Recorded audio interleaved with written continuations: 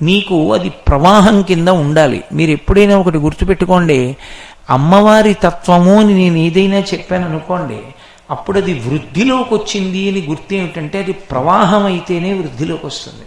అది ప్రవాహం కాలేదనుకోండి పాడైపోవడానికి కారణమవుతుంది.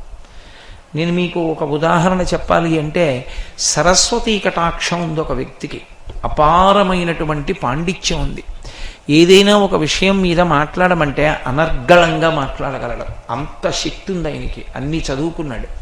కానీ తన విద్య యందు తనకి మోహం ఉంది ఆయనకి, లేదా లోభం ఉంది. నేను ఇంత కష్టపడి చదివాను, ఎందుకు చెప్పాలి వీళ్ళకి? వీళ్ళు ఇంత కష్టపడి చదువుకున్నారా? నేను ఇన్ని పుస్తకాలు చదివితే ఇవి తెలుసుకున్నాను.